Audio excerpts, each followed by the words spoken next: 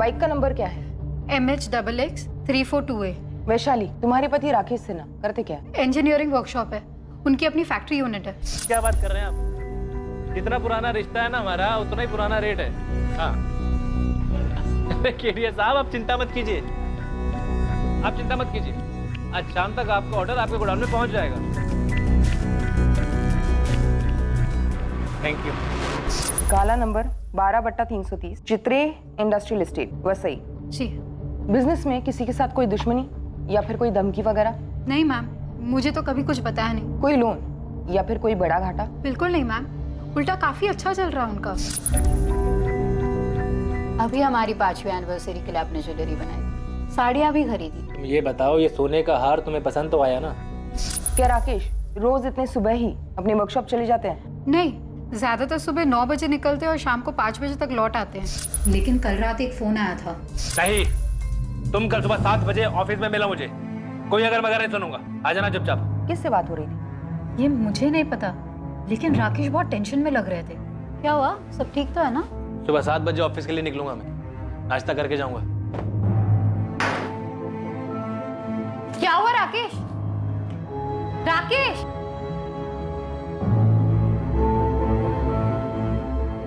Hello Bobby, Rakesh कहाँ है? Hello Aslam भाई, राकेश है वहाँ? राजू, तेरे राकेश साहब से बात करो जरा। शैलेश, राकेश का फोन ऑफ है क्या? सब कह रहे थे कि उस दिन राकेश वर्कशॉप आए ही नहीं। ऐसा पहले कभी नहीं हुआ मैम। देखिए, हमने ऐसे भी केसेस देखे जहाँ पर इंसान काम से बाहर चला जाता है, उसका फोन खराब हो जाता है या स्विच ऑफ हो जाता है। अभी तो सिर्फ 9 बजे, शायद देर रात तक लौटा है। हम अपनी तरफ से काम शुरू करें, कुछ खबर मिलती है आपको बता देंगे। Okay ma'am. सर, राकेश की CDR मंगवाई है और उसके बाइक के लिए लुकआउट जारी किया है। अपहरण? उसकी वाइफ कह रही थी सब अच्छा चल रहा है, ज्वेलरी पे ज्वेलरी खरीदी जा रही थी। और छोटे व्यापारियों का किडनैपिंग का सीजन भी चल रहा है इस वक्त। क्या चीज है? कहाँ ले जाना मुझे? लेकिन सर, जनरली ऐसे केसेस में किडनैपिंग के तुरंत बाद फिरौती का कॉल आता है। शायद अब आ जाए। स्वाति, राकेश का लैंडलाइन नंबर टैप करो और उसके घर पे सर्वेलेंस लगा दो। सर। नंबर 2, हत्या। कोई पुरानी दुश्मनी या कोई पुराना प्यार?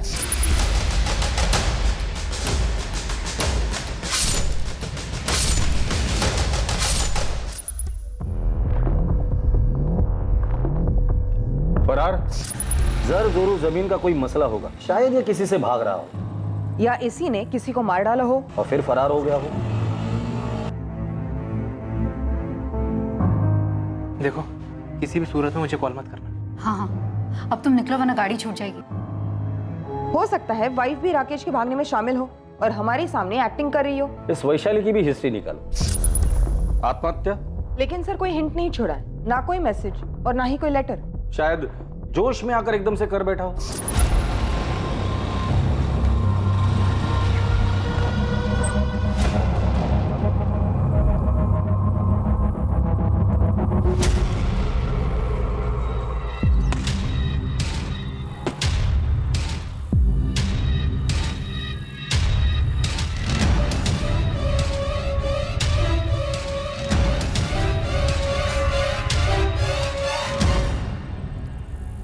सर, मैं खबरियों से कहकर सारी पर्सनल डिटेल्स निकलवाती हूँ। ऑफिस में जाकर जितने भी लोग हैं सबसे बात करो और हर एक का स्टेटमेंट रिकॉर्ड करो। सर, जवान आदमी, बिजनेस अच्छा चल रहा है, खूबसूरत पद। आत्महत्या का एंगल मुझे सबसे वीकेस्ट लगता है।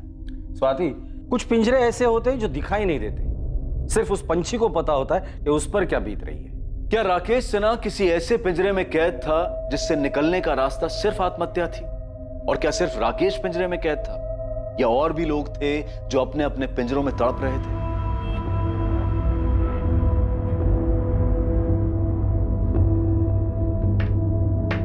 दादू, EMI मैं भर दूंगा जॉब करके, आप सिर्फ डाउन पेमेंट कर दीजिए। अरे मेरी स्कूटर फ्री में दे रहा हूँ ना, लेके जा जा। अरे दादू, 30 साल पुरानी स्कूटर है, वो भी आपने सेकेंड हैंड खरीदी थी। इससे तो मैं कॉलेज में क्या, इस टूटे फूटे घर के कमरे से दूसरे कमरे में ना लेके जाऊँ।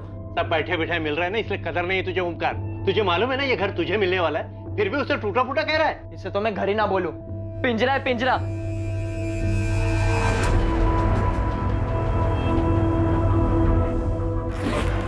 लेकिन सुमित, बिना नौकरी में मुंबई में क्या करोगे? सांस लेंगे अम्मा, यहाँ पटना में दम घुटता है हमारा। चलते हम।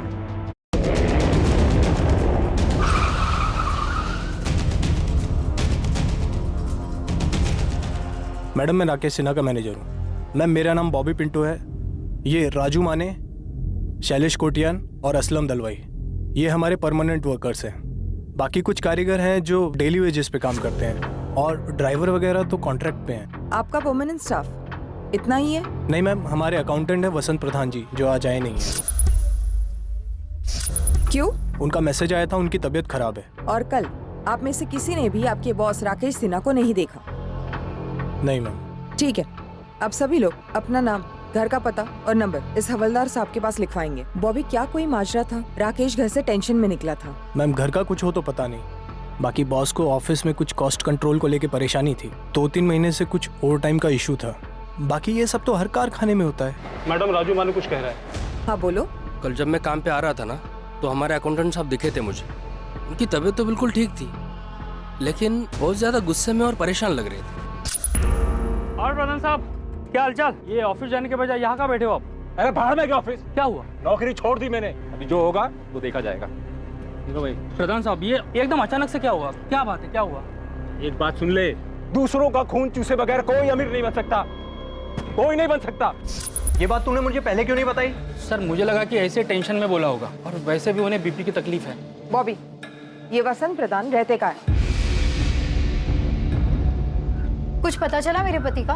अभी तक तो नहीं, लेकिन हम लोग यही पता करने में लगे हुए हैं। हम आपके लैंडलाइन की टैपिंग के लिए आए हैं। अगर किडनैपिंग हुई है तो फिरौती के लिए कॉल कभी भी आ सकता है। अंदर आ जाए हम लोग। जी जी आइए।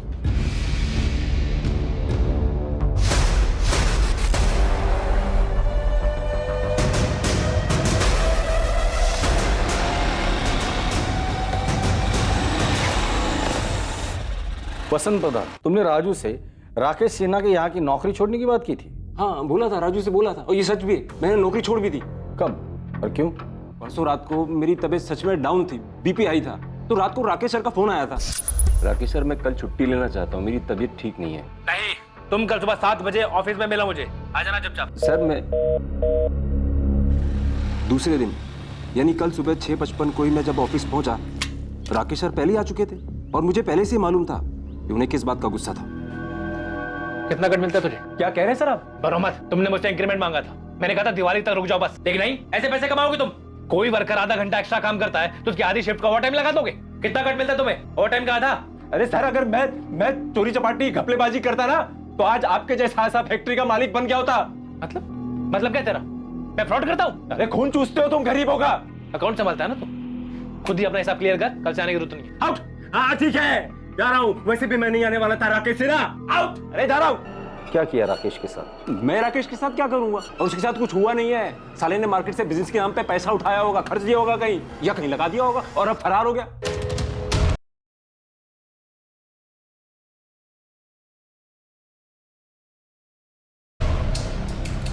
Madam phone tapping team Vaishali Sinha के साथ है। अभी तक फिरौती के लिए कोई कॉल नहीं है। फोन पे नहीं, कोई खुद मांग लेकर जा सकता है। घर पे नजर रखो। सर, राकेश सिन्हा के फोन रिकॉर्ड्स। उसका फोन स्विच ऑफ हुआ था 7:30 बजे। लोकेशन? उसका ऑफिस। वो ऑफिस में था। तब से कि मैं झूठ बोल रहा हूँ?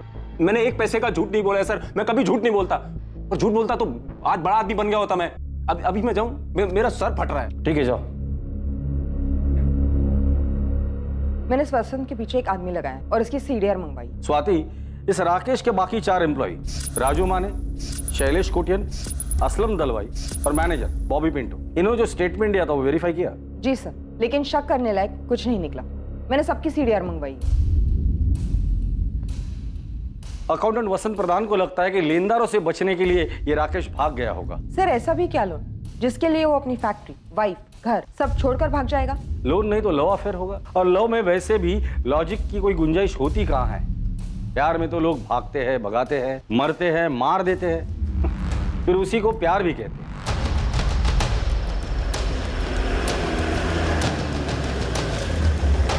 सर, वो अपना लो।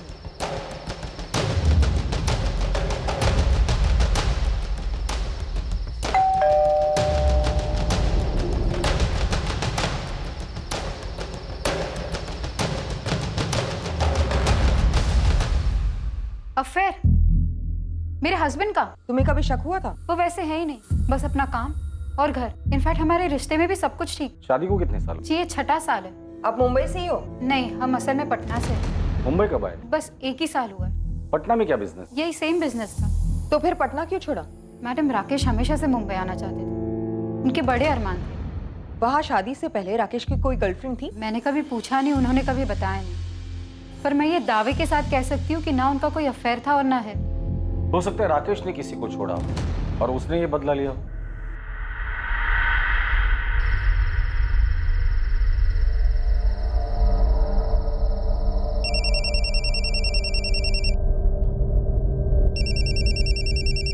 उठा है मैडम, और उसे बातों में लगा के रखिए। हेलो, सुमित बोल रहा हूँ। कौन सुमित? कौन हो आप और मेरे पति कहाँ हैं? Hello hello.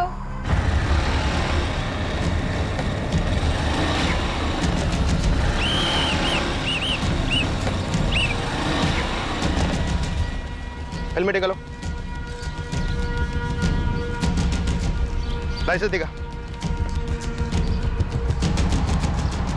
बाइक किसकी है? मेरे दादू की। अच्छा, दादा के नाम पे मुझे मामा बना रहा है। चल नीचे उतर, चल चाबी निकाल।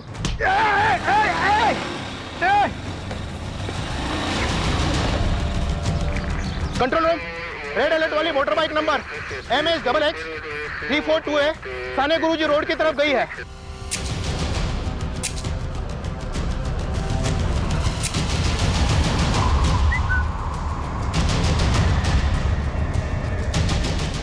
साहब, हमारा ओमकार चोर नहीं है, वो सब कुछ सच सच बता देगा। ओमकार बोल। नहीं दादू, मैं एक तरफ से चोर ही हूँ। अरे क्या बोल रहा है तू?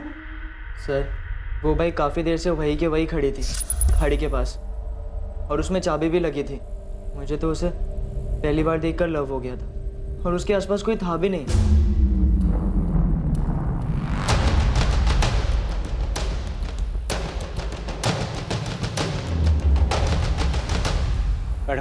मैडम, मेरे पोते को माफ कर दीजिए, मेरा और कोई सहारा नहीं है। एक्चुअली मैम, मैं 2-3 दिन चलाकर यही छोड़ने वाला था, वापस रख तो नहीं सकता था मैम। Ma'am please, sorry. तो फिर ली क्यों तूने? तू आगे जाके जॉब करके लोन पे बाइक ले सकता था। उसमें टाइम लगता है ना मैम, और मुझे खाई थी। सर को बोल के छोड़ दो ना मैम, प्लीज।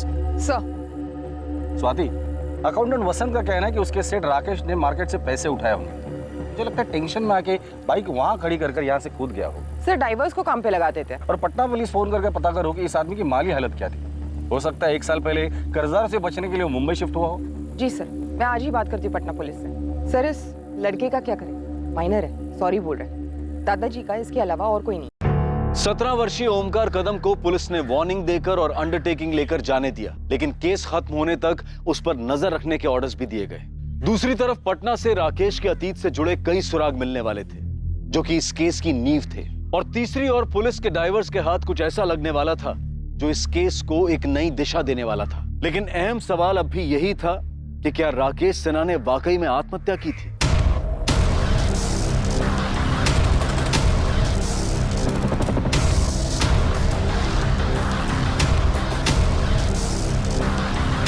सर, हेलमेट मिला है और बैग भी। उस बैग के अंदर मोबाइल। सर, लास्ट बैग होगी, हो सकता है किसी के नारे पर मिल जाए।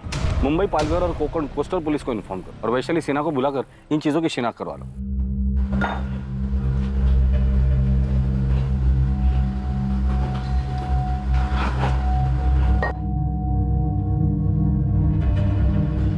अरे असलम भाई,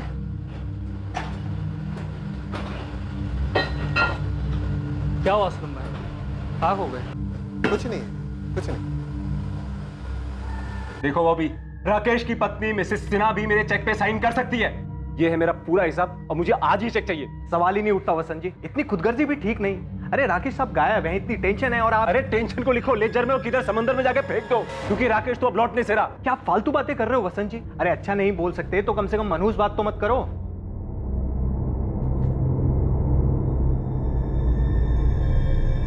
क्या हुआ? कुछ कहना चाहता है ओमकार? मैं तेरे बाप का भी बाप हूं, मुझे मालूम है तू कुछ कहना चाहता है, कुछ छुपा रहा है मुझे। पुलिस ने बड़ी मुश्किल से माफी दी, बोल क्या बात है? मैं जरा बाहर घूमने जा रहा हूँ, स्कूटर ले जाऊं? हाँ ले जा।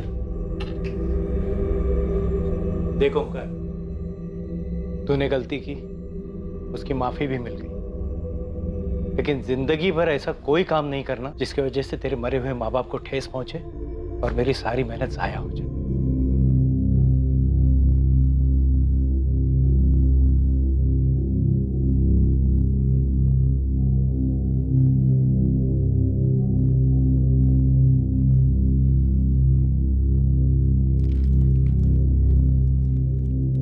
राकेश ने सुसाइड किया? कंफर्म नहीं है, पर इस वक्त इसी चीज की संभावना काफी है। पर क्यों? और उनकी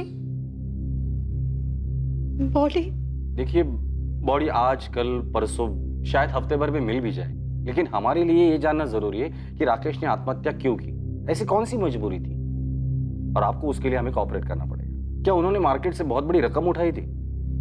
ऐसा कुछ नहीं था सर, मैं आपको बता चुकी हूँ, सब सही चल रहा था और अब ये सब। आप श्योर हैं ये सब सामान आपके पति राकेश का ही है? जी मैम, मुझे विश्वास नहीं हो रहा कि मेरे पति सुसाइड कर सकते।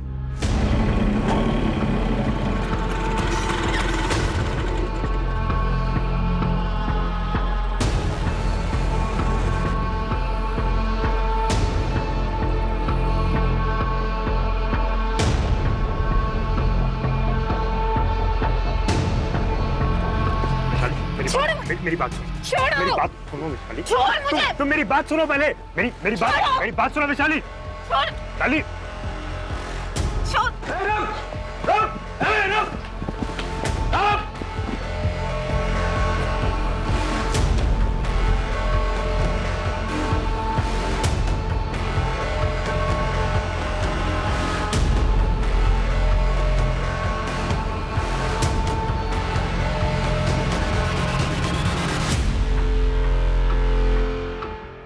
मैनेजर बॉबी, वर्कर्स राजू, शैलेश और असलम और अकाउंटेंट वसंत सबके सीडीआर आ गए, स्कैन किए गए, लेकिन शक करने लायक कुछ नहीं निकला।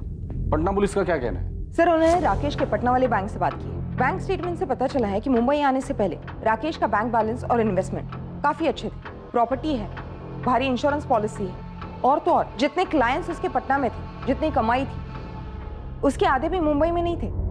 कोई पर्सनल इशू तो होगा ही होगा। वहां के खबरियों का क्या रिपोर्ट है? अपने माँ बाप का इकलौता बेटा था राकेश। माँ बाप काफी पहले गुजर गए थे और रिलेटिव्स ऐसे कोई था नहीं। पटना में जहां वो रहता था वहां उसका कोई दोस्त पड़ोसी होगा ही होगा। सर, जैसे यहाँ के पड़ोसियों ने बताया, कुछ थे दोनों एक साथ वगैरह, वहां के पड़ोसियों ने भी यही कहा, सिवाय एक बूढ़ी औरत की। ये बताओ, तुम जानना क्यों चाहती हो? ऐसे ही मौसी? मुझे सब पता है, अखबार में भी पढ़ती हूँ। वो राकेश सिन्हा गायब हो गया ना? जब वो दोनों आपके किराएदार थे, राकेश और उसकी पत्नी वैशाली। हाँ, राकेश और वैशाली, उन दोनों के बीच कुछ माजरा था क्या? मतलब अचानक से बसा बसाया घर और बिजनेस छोड़ के मुंबई क्यों चले गए? मुंह छुपाने। मुझे एक अरसे से शक था कि दाल में कुछ काला है। लोग कहते हैं कि बुढ़ापे में आंखें और कान कमजोर हो जाते, लेकिन मेरे साथ तो उल्टा ही हो गया था।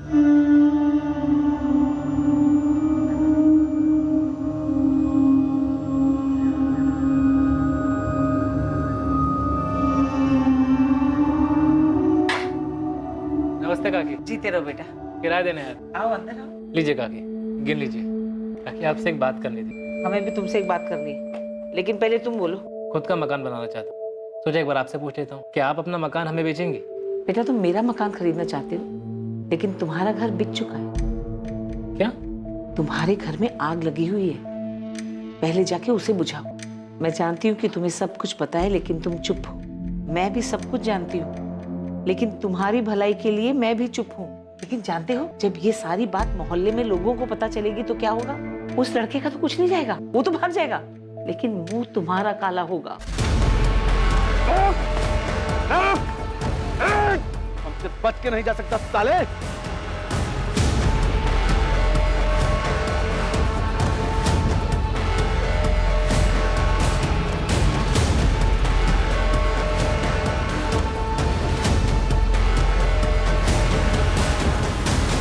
सर, मैंने नहीं मारा राकेश भाई को। कैसे मारा और लाश कहाँ ठिकाने लगा दी? अरे सर, मैं कह रहा हूँ मैंने नहीं मारा राकेश भाई को। ये तुम्हारे अकेले का काम तो हो नहीं सकता सुमित। किसने साथ दिया था तुम्हारा? फैक्ट्री से कोई था या पेशेवर हत्यारा था? सर, मेरा यकीन कीजिए, मैं आपको कह रहा हूँ मैंने नहीं मारा राकेश भाई। कैसे मारा और क्यों मारा वो पता। हाँ, अफेयर हुआ था सुमित के साथ। हुआ था ये अभी भी चल रहा है? तुमने और सुमित ने मिलकर राकेश को ठिकाने लगा दिया? नहीं मैम, मैं तो सुमित को पूरी तरह से भुला चुकी थी।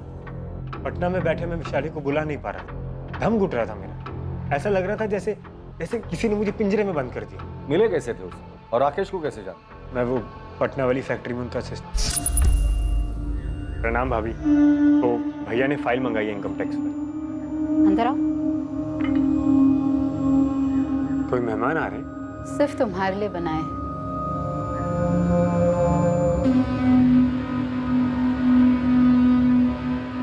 हमारे बीच में पहले दिन से एक आकर्षण था। मेरे साथ भाग चलोगे? कहाँ? जॉगिंग? आजाद करो मुझे इस पिंजरे से। कौन सा पिंजरा? अरे सब कुछ तो है तुम्हारे पास। सब कुछ होकर भी मेरे पास कुछ नहीं था, पर मुझे पता था कि सुमित ये बात कभी नहीं समझेगा। वो अफेयर बस जरूरत से निकली, मेरी ये गलती थी। ऐसे क्या जरूरत आ पड़ी कि तुमने अफेयर किया? क्या था ये पिंजरा?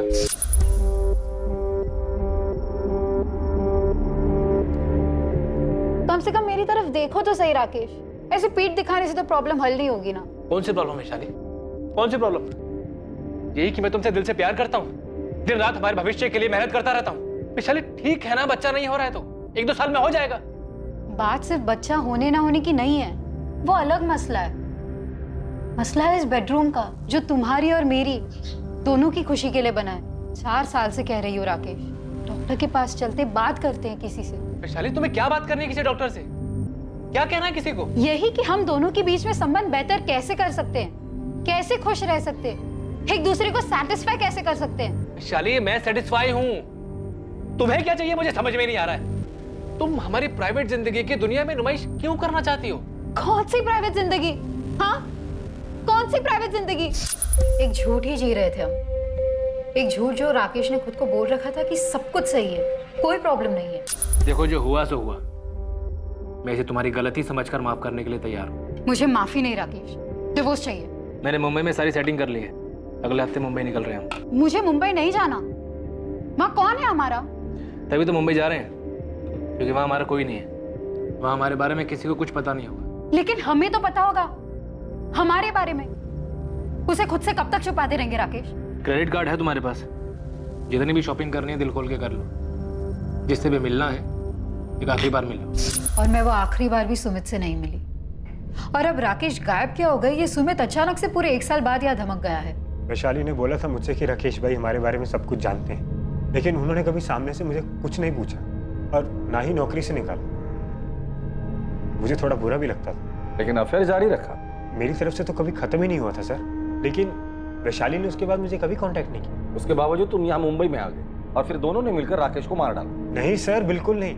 जब मैंने अखबार में पढ़ा कि राकेश भाई गायब हो गए हैं, शायद सुसाइड हुआ हो, मर्डर हुआ हो, मुझे लगा मुझे विशाली के साथ होना चाहिए, शायद फिर से हमारा रिश्ता जुड़ जाए। मैम ऐसा कुछ था ही नहीं हमारे बीच, बस 4-6 दफा फिजिकल संबंध हुए थे। मेरी गलती थी, मैंने डिवोर्स मांगा, राकेश ने दिया नहीं। मैंने समझौता कर लिया था अपने तकदीर के साथ, कबूल कर लिया था कि मुझे शायद इस जिंदगी में वो शारीरिक सुख नसीब नहीं होगा। वैशाली, क्या तुम्हें ऐसे लगता है कि तुम्हारे सुमित वाले अफेयर की वजह से राकेश को अपनी कमियों का ज्यादा एहसास हुआ हो और उसने आत्महत्या कर ली हो? अगर ऐसा होता तो वो कभी तो जताते, कुछ तो बोलते, पर ऐसा कभी नहीं हुआ, और वो आत्महत्या करने वाले आदमी नहीं है। तो फिर सुमित ने राकेश का कत्ल कर दिया हो? माना मैं उसके लिए यहाँ चला आया, उसे कभी बुला नहीं पाया, लेकिन मैं इतना गया गुजरा इंसान भी नहीं हूँ कि किसी का कत्ल करने का सोचूं। सर, राकेश भाई के गायब होने में मेरा कोई हाथ नहीं है। तुम्हारा हाथ है या और हाथों ने तुम्हारा हाथ बटाया था, ये तो बहुत जल्द पता चल ही जाएगा सुमित।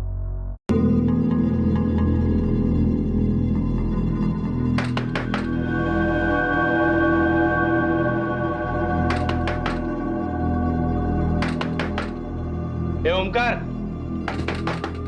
ओमकार, क्या हुआ? इतना वक्त क्यों लगा दरवाजा खोलने में? अरे पसीना क्यों आया? वो एक्सरसाइज कर रहा था ना, मैंने खाना गर्म करके खा लिया है। दोस्तों से मिल के आता हूँ जरा। इस वक्त? हाँ, वो कल टेस्ट है ना, तो तैयारी करनी है।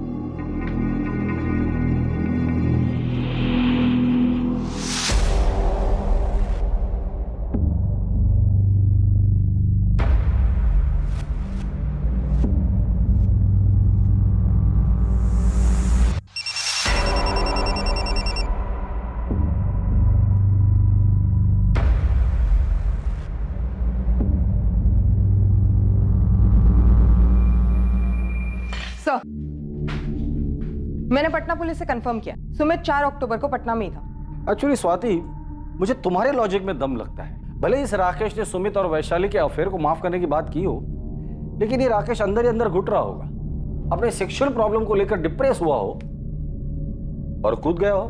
सर दरअसल मैं अपनी थियरी को डाउट कर रही हूँ। मैं सोच रही थी कि शायद ये वैशाली झूठ बोल रही हो, वैशाली और सुमित ने मिलकर ही राकेश को मार डाला हो, इसलिए मैंने दोनों की सीडीआर मंगवाई है। शायद ये सुमित ने पटना से ही कत्ल करवाया होगा। सर लड़का आया है, बाइक चोर ओमकार कदम। किसका नाम क्या नहीं? मेरा है सर। इस पर खून किसका है और ये हमें क्यों दिखा रहे हो? वो मैंने आप लोग को बाइक के बारे में पूरी बात नहीं बताई थी, एक बात छुपाई थी।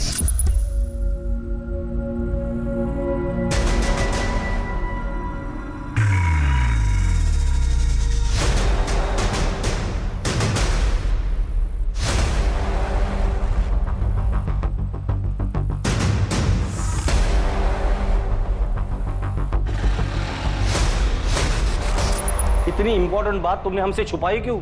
वो मुझे लगा कि आप लोग मुझ पर शक करेंगे। तो अब तुम्हें अचानक ऐसे क्यों लगा कि हम तुम पर शक नहीं करेंगे? आप लोग ने मुझ पर भरोसा किया, मुझे जाने दिया, और दादू भी बोले कि मुझे आप लोग ने एक चांस दिया है, इसलिए मुझे लगा इससे आपकी हेल्प हो जाएगी। शायद उस आदमी ने सुसाइड नहीं किया हो, उसका मर्डर हुआ। Excuse me sir. हेलो, हाँ कामड़ी, तुरंत सर्च पार्टी भेज। ओमकार तुम जरा बाहर बैठो। जी सर, राकेश का लोडर असलम दलवाई आज दिन भर से घर से नहीं निकला, और जब नजर रखने वाले बंदे दरवाजा तोड़कर अंदर गए तो घर पे कोई नहीं था और पीछे की खिड़की खुली थी।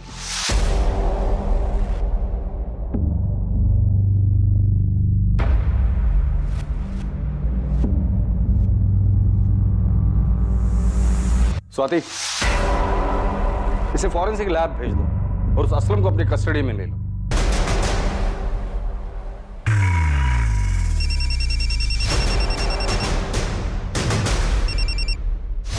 क्या है वसंत जी?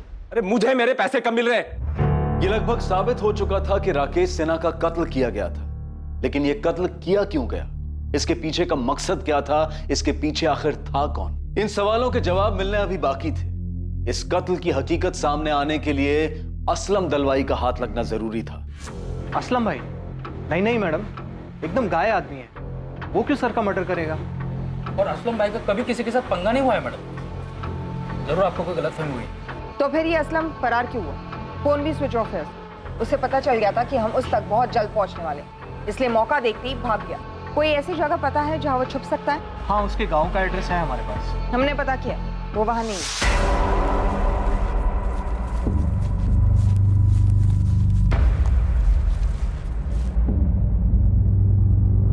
सर, सुमित और वैशाली के बीच पूरे 1 साल कोई कांटेक्ट नहीं रहा, सिवाय 3 दिन पहले जब सुमित ने वैशाली को कॉल करना शुरू किया, जो कि उसने कबूल किया।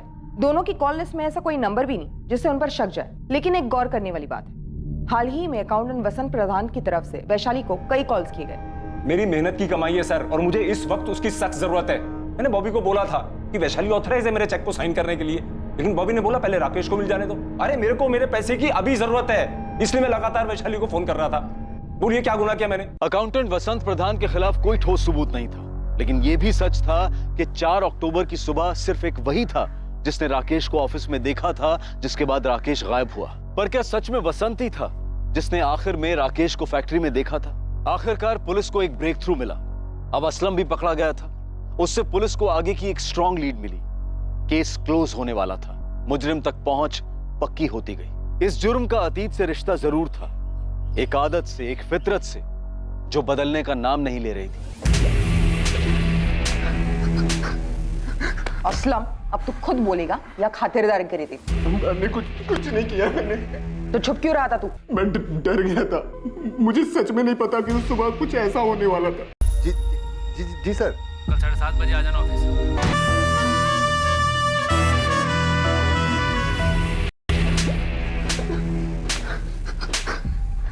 असलम, अब तू खुद बोलेगा या खातिरदारी करी थी? मैंने कुछ नहीं किया। मैंने तो छुप क्यों रहा था तू? मैं डर गया था, मुझे सच में नहीं पता कि उस सुबह कुछ ऐसा होने वाला था। अभी हमारी 5वीं एनिवर्सरी के लिए आपने ज्वेलरी बनाई थी, साड़ियाँ भी खरीदी। ये बताओ, ये सोने का हार तुम्हें पसंद तो आया ना? सच कहूँ तो नहीं राकेश, मुझे ये सोने का हार नहीं पहनना। मुझे बस इस सोने के पिंजरे से आजाद होना। फिर से बोल रही हूँ राकेश, मुझे डिवोर्स चाहिए। पिछले साल जब तुमने सुमित के साथ अफेयर किया था तब भी तुमने डाइवोर्स की रट लगा रखी। इस बार फिर से अफेयर शुरू किया? नहीं राकेश, मैं तो उसके कांटेक्ट में भी नहीं हूँ। मैं सुमित की बात नहीं कर रहा हूँ वैशाली। इस बार मैंने खुद अपनी आंखों से देखा।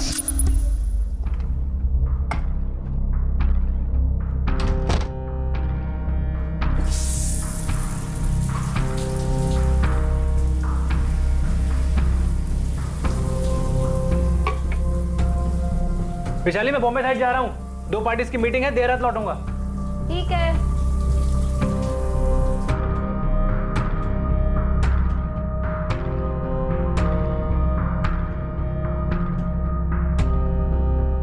बुरी आदत जाती नहीं है ना तुम्हारी। जिसे तुम बुरी आदत कह रहे हो ना राकेश, वो हर इंसान की जरूरत है, पर तुम्हारी समझ के परे। सब समझ, पर तुम ये नहीं समझती हो कि आदमी बस एक खुशी नहीं दे पा रहा तुम्हें, बदले में हर तरह की खुशियां देता है तुम्हें।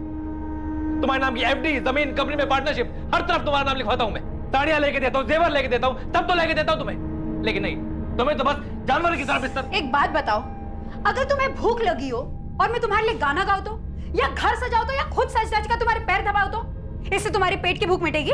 विशाली, दुनिया में से कई जोड़े हैं जो बिना एक दूसरे के साथ शारीरिक संबंध बनाए खुश रहते हैं। उन लाखों जोड़ों ने आके तुम्हें खुद बताया या तुम गए थे उनके बेडरूम्स में देखने? विशाली, मैं दूसरी बार भी तुम्हें माफ करने की। प्लीज प्लीज, माफी शब्द का इस्तेमाल भी मत करना तुम। और एक बात और सुन लो, ये जो बार बार तुम जेवर साड़ी की बातें करते हो ना, तो मुझे घिन आती है। इसलिए नहीं कि तुम इन सबसे मेरी बेडरूम की नाखुशी को खरीदना चाहते हो, बल्कि इसलिए क्योंकि ये अपने आप में भद्दे है, मेरी पसंद के नहीं है, जरा भी नहीं। तुम सब कुछ सिर्फ और सिर्फ अपनी पसंद से लाते। कभी मेरी पसंद ना पसंद जाने की कोशिश की तुमने? बस अपने लोगों में अपना नाम रोशन करवाना चाहते हो। समाज में भले ही लोग तुम्हें किसी हीरो का खिताब देते होंगे, लेकिन मेरे लिए तुम सिर्फ एक जीरो हो।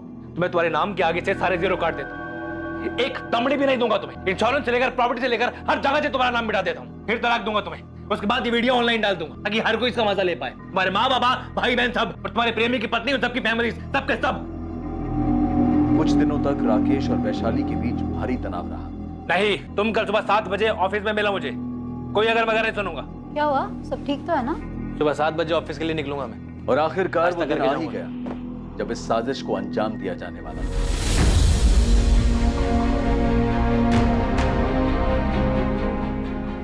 वो कल सुबह ऑफिस 7 बजे आने वाला है।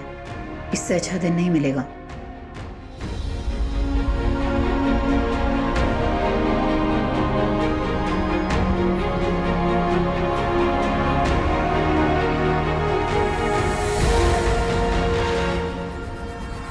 निकल गया।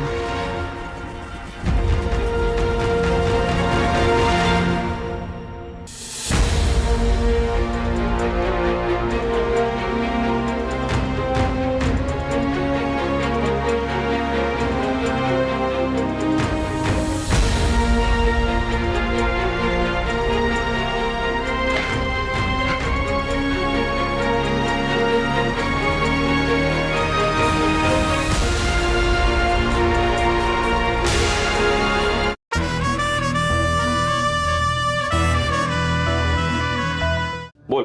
सर ऐसा मैंने पहले कभी कुछ नहीं किया। ऐसा कुछ मतलब मर्डर? नहीं सर, मतलब वो अफेयर सर मेरा फर्स्ट टाइम था सर। राकेश उस दिन एक नई डील के लिए शहर के बाहर गए थे, तो मुझे उन्होंने घर से एक फाइल मंगवाने के लिए कहा था। क्लाइंट का डील क्लोजर था, अर्जेंट था।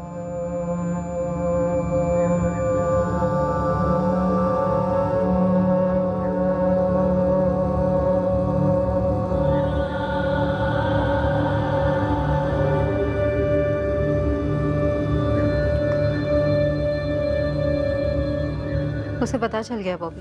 क्या? कभी? काफी दिन हो गए। फिर उसने अभी तक मुझे कुछ बोला क्यों नहीं? वो उसका स्टाइल नहीं, जो बोलना है मुझे बोल गया है। क्या बोला? यही कि डिवोर्स देने को तैयार है। डिवोर्स? वैशाली मैं शादीशुदा हूँ, मतलब बच्चा ऑन द वे है। तुमसे शादी करने की बात नहीं कर। मैं खुद ऐसा डिवोर्स नहीं चाहती जहाँ वो सारी प्रॉपर्टी, इंश्योरेंस कंपनी, हर जगह से मेरा नाम निकले। और ना सिर्फ मुझे रास्ते पर लाए, पर तुम्हें भी रास्ते पर लाए। मुझे? उसने बेडरूम में कैमरा छुपाया था बॉबी, कह रहा है वायरल कर देगा। तुम्हारी शक्ल, मेरी शक्ल, सब कुछ काफी साफ नजर आ रहा है। अब कुछ नहीं, बस राकेश को मार डालना होगा। क्यों जोक कर रही हो वैशाली? सीरियसली बोलो ना, क्या करना है? मैं मेरी जिंदगी के बारे में कभी जोक नहीं करती बॉबी। हम उसे मार डालेंगे। कंपनी की 50% पार्टनरशिप तुम्हें दूंगी और हमारी बेडरूम की पार्टनरशिप जारी रहेगी जब तक दोनों में से कोई बोर ना हो जाए। ये घर, पटना वाला घर, इंश्योरेंस का पैसा और बैंक में जो कुछ भी है सब कुछ तुम्हें मिलेगा ना? अब आए ना लाइन पर, सारे पैसों का 20% तुम्हें दूंगी। अब बोलो कब और कैसे करना? आज दुनिया से भी जाएगा, सब कुछ तैयार है। हम लोग फ़ोन या SMS पर कभी बात नहीं करते थे, सिर्फ सोशल नेटवर्क पर या मैसेंजर पर, इसलिए आप लोगों की नज़र में कभी नहीं आए। मुझे या वैशाली को पता नहीं था कि राकेश ने अकाउंटेंट वसंत जी को। मुझे राकेश सर ने खुद एक रात पहले फोन किया था। किस बारे में? जी सर। असलम, कल 7:30 बजे आ जाना ऑफिस। जी सर। सर वो किस लिए सर? हमारा काम बढ़ाने का सोच, पूरा गाला मैनेज कर सकोगे बतौर मैनेजर?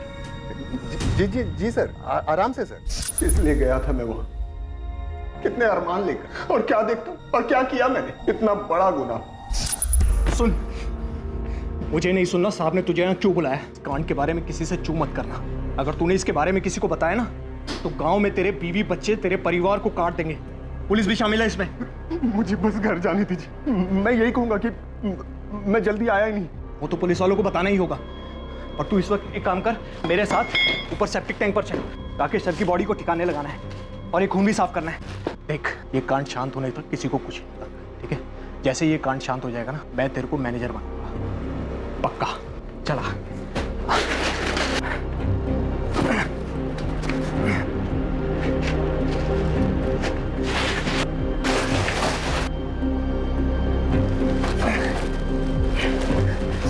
मैंने डर के मारे आप लोगों को भी झूठ बोला कि राकेश सर आए ही नहीं, जबकि आए थे। तो बॉबी ने उन्हें मार भी दिया। बॉबी, लाश अब भी वही है सेप्टिक टैंक में? बैग, मोबाइल और हेलमेट नदी में किसने फेंका?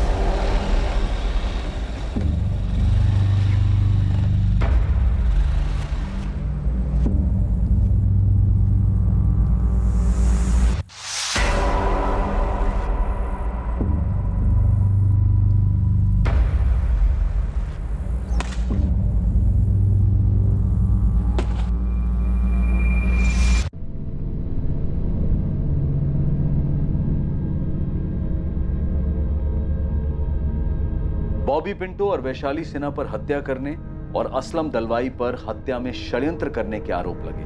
उनके खिलाफ चार्जशीट फाइल हो चुकी। एक बंधन से मुक्त होने के लिए हत्या का सहारा लेने वाली वैशाली सिन्हा अब अपने जुर्म के पिंजरे में हमेशा के लिए कैद होकर रह गई। फोरेंसिक रिपोर्ट से प्रूव हो गया, ओमकार के नैपकिन पर मिले खून के ट्रेसेस वाकई में राकेश के ही थे। फोरेंसिक ये भी साबित कर पाई कि बाइक पर भी वही ट्रेसेस हैं और साथ ही बॉबी की उंगलियों के निशान भी मैच कर लिए गए। इस केस में सभी शामिल लोग, पीड़ित, आरोपी, संदिग्धों ने अपने आप को एक पिंजरे में जकड़ा हुआ पाया, पर यह पिंजरा हकीकत नहीं थी। सच तो यह था कि पिंजरा दरअसल इन्हीं सब का एक मानसिक दृष्टिकोण था, एक सोच थी जिसे वो बदल नहीं पाए, उसके शिकंजे से निकल नहीं पाए। आरोपी वैशाली की शारीरिक संतुष्टि की याचना बिल्कुल जायज शिकायत थी। हर इंसान को अपने तरीके से जीने का पूरा हक है, पर उसने अफेयर से राहत पाने की कोशिश की और फिर अपने पति की हत्या को अपने पिंजरे की चाबी बनाया। और वजह सिर्फ यही नहीं थी, वैशाली रिहाई के साथ सोने का पिंजरा भी चाहती थी और वो पिंजरा था राकेश की संपत्ति। और इसी के कारण वैशाली के साथ किसी भी किस्म की नैतिक सहानुभूति रखने की कोई गुंजाइश नहीं बनती। दूसरी तरफ राकेश ने खुद अपने आप को एक झूठ के पिंजरे में कैद किया हुआ था। सच जानते हुए भी वो इस भ्रम में जीना चाहता था कि दुनिया की हर खुशी पैसे से खरीदी जा सकती है। उसने अपनी पत्नी की जरूरतों को नजरअंदाज करके और फिर उसे ब्लैकमेल करके एक ऐसा रास्ता अपनाया जहां हर कदम पर जुर्म का साया दस्तक दे रहा था। सही समय पर सही कदम उठाने से इन सब की जिंदगी इस तरह उलझने से बच सकती थी, कई जानें बच सकती थी, जिंदगियां पिंजरों की कैद से रिहा हो सकती थी। और ऐसा होना तभी संभव है जब इंसान अपनी सोच, अपने दृष्टिकोण को बदले, खुद इस पिंजरे से बाहर निकलने की कोशिश करे, क्योंकि इस पिंजरे की चाबी हर इंसान के अपने हाथ में ही होती है। अब मैं अनूप सोनी आपसे विदा लेता हूं, फिर मुलाकात होगी एक और नए केस के साथ। देखते रहें क्राइम पेट्रोल सतर्क, सोमवार से शुक्रवार रात 11 बजे। और याद रखें, क्राइम और आपके बीच में सिर्फ इतना फर्क है कि आप कितने सतर्क हैं। सतर्क रहें, सुरक्षित रहें।